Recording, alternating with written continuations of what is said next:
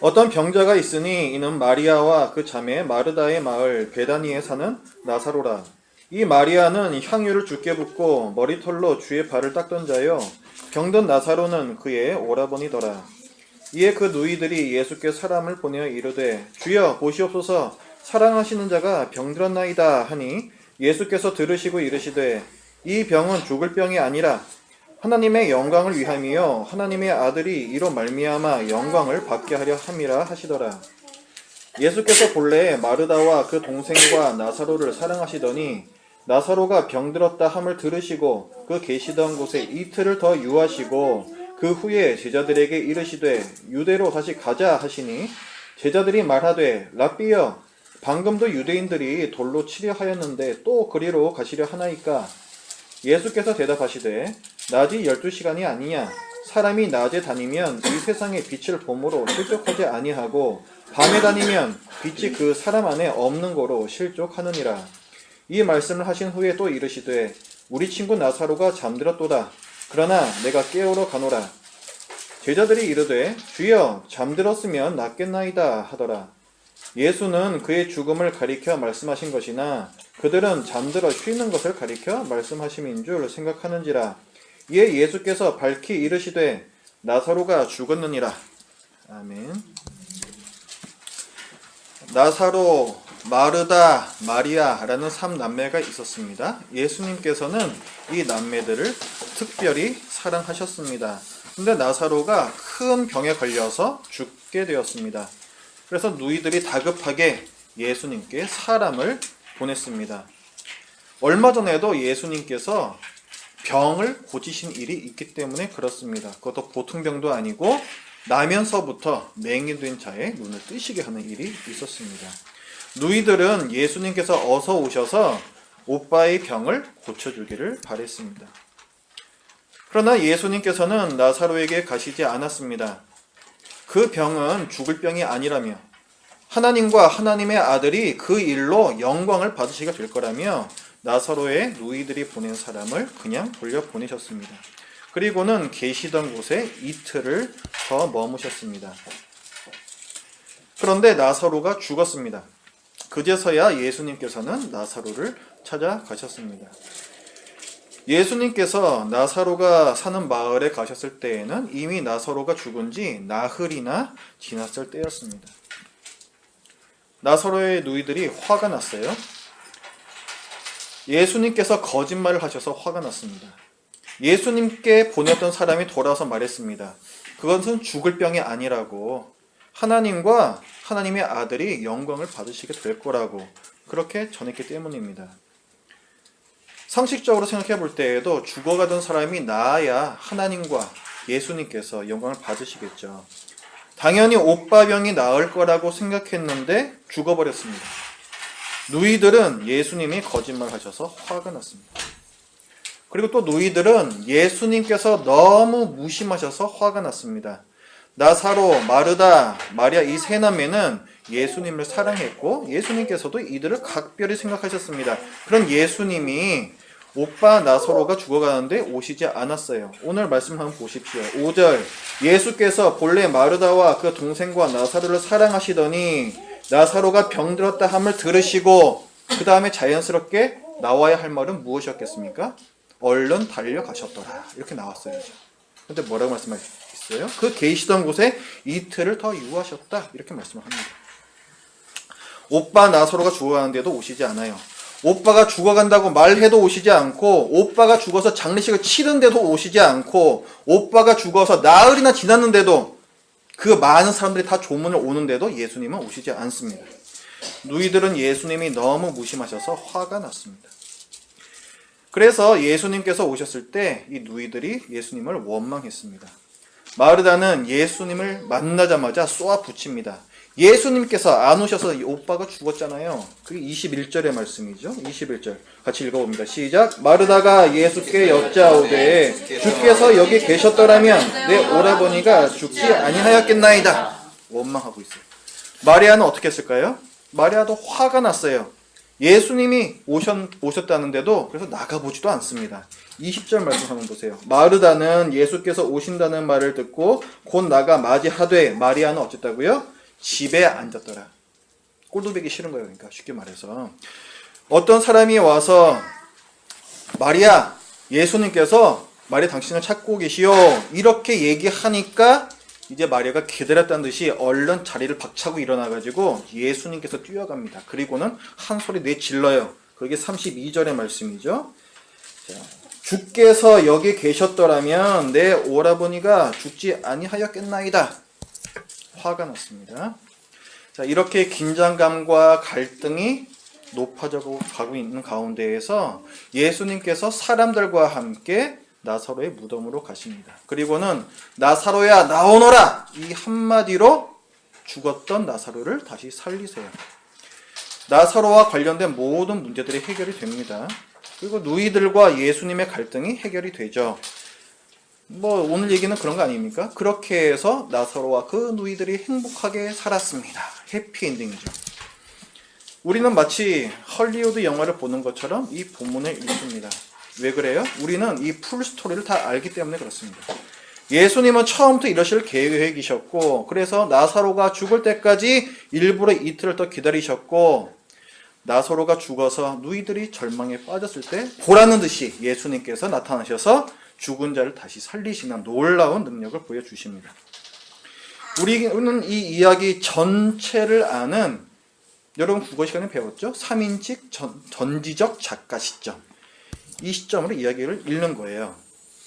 그런데 여러분의 현실은 어떻습니까? 오빠를 잃은 누이들이 아닌가. 자, 나사로가 병에 걸리죠? 여러분도 뭔가 일이 생겨요. 자, 누이들이 의사를 부르고 약을 씁니다. 여러분도 할 수 있는 모든 일을 다 해보십니다. 나사로가 낫지 않아요? 그래서 우리가 깨닫죠. 이건 내가 해결할 수 없는 일이구나. 예수님께 사람을 보내서 상황을 알려드리고 도움을 청하는 이 누이들처럼 우리도 예수님께 SOS를 칩니다. 예수님 도와주세요. 기도를 간절하게 하는 거죠. 예수님께서 말씀하시죠. 죽을 병이 아니다. 이 일을 말미암아서 하나님과 그 아들이 영광을 얻을 것이다. 자, 우리도 어때요? 기도하고 나면은 마음에 평안이 있어요. 그리고 성경에 많은 위로의 말씀들이 있지 않습니까? 하나님께서 내게 주시는 응답의 말씀 같아요. 그런데 나사로는 어떻게 됩니까? 점점 더 아프다가 죽어버리죠. 우리도 마찬가지예요. 문제가 해결되지 않아요. 점점 더 악화됩니다. 그러다가 결국은 그 문제 해결이 안 돼요. 예수님께서 도와주실 거라 생각했는데 어떻습니까? 희망은 절망이 되고 우리의 기대는 실망이 되어버리죠. 예수님을 간절히 의지했던 마음이 서운함이 되고 원망이 되고 분노가 됩니다. 성경에서는 나사로를 다시 살리신 예수님을 말씀하는데 우리는 아무리 기다려도 오시지 않는 예수님을 경험합니다. 혹시 여러분은 예수님을 원망하는 마리아, 또 예수님께 분노한 마리아가 아닙니까? 나사로의 누이들은 오빠가 죽고 나서 매우 힘들었어요. 며칠 동안 장례식을 치르느라 힘들었고 또 사랑하는 오빠를 잃었다는 상실감, 슬픔 때문에 많이 힘들었습니다. 그러나 그들이 가장 힘들었던 것은 섭섭함이었어요. 왜 예수님이 도와주시지 않았는가? 물론 그렇다고 해서 이 자매들이 예수님의 그리스도 되심, 하나님의 아들 되심을 부인했던 건 아닙니다. 오늘 27절 말씀을 보세요. 마르다가 지금 뭐라고 말하는가 보십시오. 이르되 주여 그러하외다. 주는 그리스도시여 세상에 오시는 하나님의 아들이신 줄 내가 믿나이다. 위대한 신앙 고백이죠. 이건 베드로가 했던 신앙 고백하고도 일치합니다. 예수님께서 이 고백 위에 교회를 세우시겠다고 했던 그 엄청난 신앙 고백이죠. 그 고백을 지금 오빠가 죽은 이 절망적인 상황 중에서도 마르다는 하고 있어요. 그리고 이 자매들은 또한 예수님의 능력을 부인하지도 않습니다. 22절도 한번 보세요. 자, 마르다가 또 얘기해요. 그러나 나는 이제라도 주께서 무엇이든지 하나님께 구하시는 것을 하나님이 주실 줄을 아나이다. 예수님이 원하시면 모든 게 다 그렇게 이루어질 것입니다. 이렇게 고백을 하는 거예요. 예수님의 전능하심을 고백하고 있습니다. 하지만 예수님께 서습한 거예요. 그런 예수님이 하나님의 아들이시고 그리스도이시고 전능하신 하나님의 아들이 자기를 도와주지 않았다는 거죠. 왜 우리 주님께서는 우리 오빠 병 하나 고치는 것쯤 아무 일도 아닐 텐데 왜 그 작은 일 하나를 도와주시지 않을까?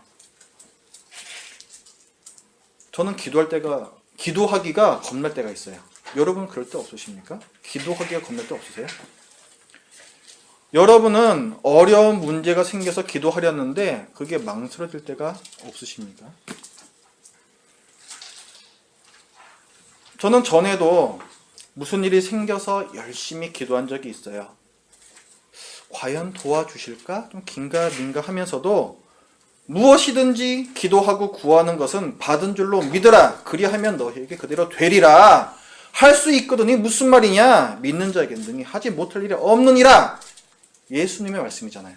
다른 사람의 얘기도 아니고 그 말씀을 믿고 정말 믿음으로 간절히 구했는데 전혀 다른 결과, 부정적인 결과를 만난 경우들이 있었습니다.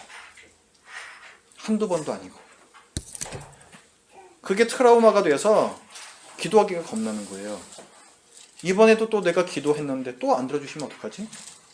그래도 내가 아직은 예수님을 부인하지는 않는 사람인데 내가 그래도 아직은 마르다인데 더 상처받으면 어떻게 되나? 그게 스스로 믿업지가 못하고 두려워서 기도하기가 겁나는 거예요. 그러니까 어떻게 해요? 좀 어중간하게 기도를 하는 거예요. 하나님 아버지, 제가 볼 때에는 이렇게 하는 게 맞는 것 같사온데 그게 또 제 뜻이고 또 제 욕심일 수 있으니까 하나님 보시기에 그것이 아니라면은 또 좀 다르게 응답해 주셔도 내가 원망하지는 않겠습니다. 이런 식으로 굉장히 애매하게 기도를 하는 거죠. 이렇게 어중간하게 기도하면은 상처는 좀 덜 받을 수 있어요. 근데 그만큼 감사도 덜 합니다. 애매하게 기도하니까 이게 과연 기도 응답인지 그것도 애매한 거예요. 도대체 뭐 하러 기도하는 걸까요, 그러면? 기도할 필요가 있을까요? 뭐예요? 예수님이 여러분의 신뢰를 잃으신 거예요. 예수님이 여러분을 실망시키셔서 여러분 많이 힘들어요. 여러분 분명히 실망했는데 분노하지 않으려고, 원망하지 않으려고 그냥 억지로 참고 계시는 거라고요. 혹시 여러분은 이런 예수님의 침묵에 화가 난 마르다, 마리아가 아니냐 하는 거죠. 왜 예수님께서 침묵하실까요?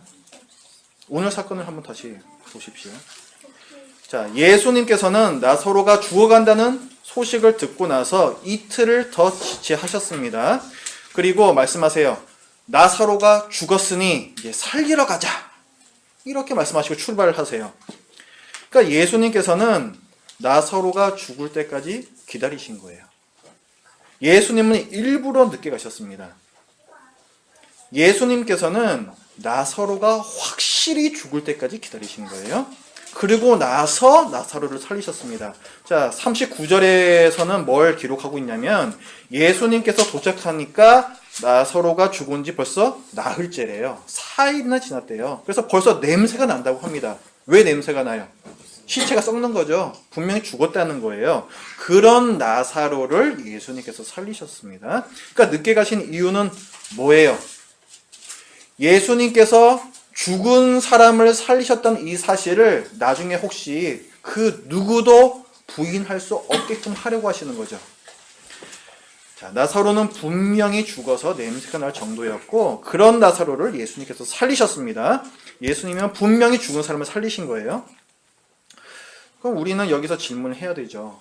그냥 병을 고쳐주시면 될 거를 갖다가 왜 굳이 여러 사람을 그렇게 힘들게 하면서 왜 그렇게 사람을 슬프게 만들고 원망스럽게 만들고 그렇게 하면서 일부러 늑장을 부리셨는가?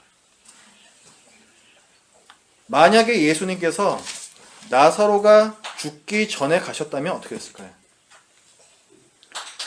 나사로, 마르다, 마리아, 마을 사람들, 이 사람들은 모두 예수님께서 병을 고치실 수 있다는 사실을 이미 알고 있었습니다. 그러니까 예수님을 부른 거예요.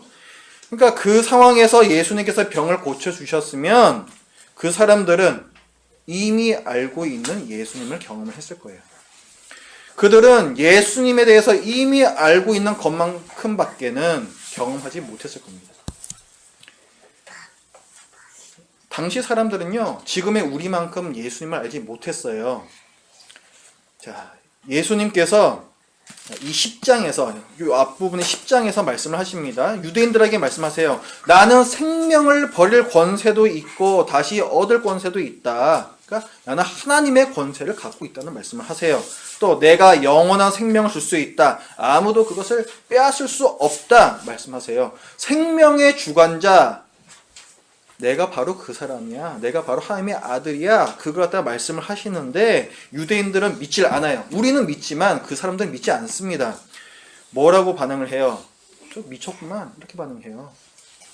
신성모독이라고 얘기합니다. 자기가 하나님의 아들이라고? 하나님께서만 할 수 있는 일을 자기가 할 수 있다고? 그래서 죽이려고 해요. 신성모독죄로 돌로 쳐서 죽이려고 합니다. 그게 그 유대인들의 그 관념이었어요. 예수님의 볼 때 그 생각이었습니다. 마리아, 마르다도 거기서 크게 벗어나지 못했어요. 이들은 예수님께서 병을 고치시는 것을 알고 있었지만 죽음의 문제만큼은 예수님께서도 어쩌실 수 없다라고 생각했습니다. 그래서 비록 예수님에 대해서 하나님의 아들이요 그리스도라고 올바른 신앙 고백을 했지만 비록 그들의 그 지식이 옳았지만 그것이 완전하지는 않았다는 거예요. 충분하지는 않았다는 거예요. 틀림없었지만 완전하지는 않았다는 거예요. 예수님께서는 그런 그들에게 자신을 더 보여주기를 원하셨습니다.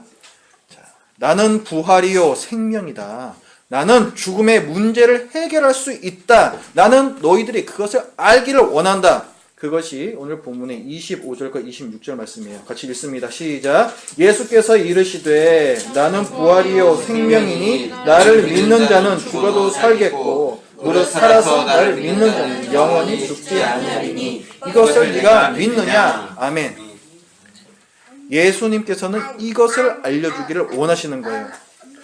그래서 예수님께서는 나사로의 병에 대해서는 침묵하셨습니다. 나의 침묵은 너희를 버리는 것이 아니다. 이 침묵은 너희가 지금까지 전혀 몰랐던 나를 너희에게 알려주려는 것이다. 예수님은 일부러 침묵하셨습니다. 예수님께서는 사랑하는 나사로의 고통을 알고 계셨어요. 그 죽어가는 사람이 얼마나 힘들었겠습니까? 그리고 또 죽어가는 그 오빠 곁에서 아무것도 해줄 수가 없는 그 누이들의 그 고통, 그 무력감 다 알고 계셨어요. 발을 동동 구르면서 예수님만 오실 그때를 기다리는 이 마음을 알고 계셨습니다. 만약에 예수님 당신께서 안 가시면은 그들이 실망할 것도 자기를 원망할 것도 이미 다 알고 계셨어요. 이 모든 것을 아시면서도 일부러 침묵하셨습니다. 연인들 간에요. 서로 사랑하는 사람들 간에 상대방, 사랑하는 사람을 실망시킬 일을 한다. 일부러 사랑하는 사람에게서 원망을 살 일을 한다. 이것은 생각도 할 수가 없는 일이죠. 그것은 굉장히 끔찍한 경험입니다. 예수님께서는 나사로, 마르다, 마리아 남매를 사랑하셨어요. 예수님께서 나사로를 다시 살리실 때까지 나사로와 이 누이들이 자기에게 실망하고 자기에게 화내고 자기를 원망할 것을 예수님은 알고 계셨습니다. 그 시간은 이 사람들에게만 힘든 시간이 아니라 예수님께도 더없이 힘든 시간이었어요. 예수님께서는 그 괴로움을 무릅쓰고 나사로와 마르다와 마리아와 그리고 예수님의 제자들에게 예수님 당신을 더 알려주셨습니다. 오늘날에도 예수님은 때때로 일부러 침묵하십니다. 왜 그래요? 지금까지 우리가 몰랐던 예수님을 보여주시기 위해서입니다. 따라서 우리가 침묵하시는 하나님을 경험할 때 심지어 나사로가 죽어버리고 무덤 문이 닫히는 걸 보면서 하나님께 화가 나고 원망하게 될 때 우리 믿음이 깨어져 버려서 저 바닥으로 떨어져 버렸을 때 그때에도 우리는 우리 마음 밑바닥에 겨우 남아있는 그 신뢰의 그 작은 조각들을 모아서 하나님께 질문해야 됩니다. 이 상황을 통해서 제가 뭘 알기를 원하십니까? 여러분을 고통스럽게 하는 하나님의 침묵은 하나님께서 더 크신 하나님을 여러분에게 보여주시려는 시도입니다. 그리고 여러분이 지금껏 알지 못하던 하나님을 알게 되는 기회입니다. 그래서 우리 주님의 침묵은 잔인한 침묵이 아니요, 우리 주님의 침묵은 사랑의 침묵입니다. 우리 삶에서도 나사로가 다시 살아날까요? 그래서 나사로와 그의 누이들이 행복하게 살았습니다 라는 해피엔딩이 과연 우리 삶에도 있을까요? 저의 삶에도 나사로들이 여럿 있습니다. 감사하게도 병고침 받은 나사로도 있지만 여전히 죽어있는 나사로도 있어요. 큰 돌로 막혀있는 그 무덤들은 아마도 대부분 제가 이 세상을 떠날 때까지도 열리지 않을 것 같습니다. 제가 볼 땐 그래요. 솔직히 저는 오셔서 나사로를 살려주시는 예수님보다 간청해도 오시지 않는 예수님이 더 익숙합니다.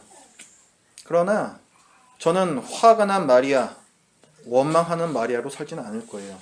저는 언젠가는 우리 주님을 다시 만날 것이고 그때 왜 나사로를 살려주시 않으셨는지 듣게 될 것이며, 그래서 우리 주님을 더욱 알고 사랑하게 될 것을 이미 알기 때문입니다. 여러분도 이 세상 살면서 많은 나사로들을 만나시게 될 거예요. 예수님께서 병을 고쳐주시는 나사로도 만나시고, 결국은 죽어버린 나사로도 만나시고, 또 가끔씩은 다시 살아난 나사로도 만나시겠죠. 어떤 나사로를 만나게 될지는 여러분은 결정할 수 없어요. 하지만 나사로를 과연 화가 난 마르다, 마리아의 시점으로 볼 것인지, 아니면은 비교적 여유를 가진 이 3인칭 전지적 작가의 시점으로 볼지, 그거는 여러분들이 결정할 수 있습니다. 기도해도 소용없는 것 같을 때, 저 하늘을 참 보면은 참 허망하게 보일 때, 그때 참 많이 힘드시죠. 하나님의 침묵은 우리에게 하나님을 더 보여주시려는 하나님의 은혜입니다. 이것은 하나님께서 우리와의 관계를 한 단계 더 업그레이드 시키시려는 고통의 과정이에요. 하나님께서 침묵하실 때 더 큰 하나님을 보여주실 하나님을 기대하시며 또한 인내하시길 간절히 부탁을 드립니다. 기도하겠습니다. 하나님 아버지, 나사로를 살리시는 예수님의 그 멋진 모습을 저희들이 보지만, 또한 저희들의 이 현실은 아직 나사로가 살아나지 않은 마르다요 또 마리아임을 주님 앞에 고백합니다. 저희들 마음 가운데에서 때로는 주님을 원망할 때가 있었음을 또 주님께 고백을 합니다. 하나님 아버지, 그러나 이런 모든 고통의 시간들이 하나님께서 저희를 예수님께로 더욱더 이끄시고 더 예수님을 많이 깊이 알려주시려는 하나님의 은혜임을 저희들이 이 시간에 알았사오니, 하나님 아버지, 힘든 그때조차도 저희들의 이 어그러진 무릎을 일으켜 세워서 다시금 주님 앞으로 나아가는 그 힘과 은혜를 허락하여 주시옵소서. 예수님의 이름으로 기도드립니다. 아멘.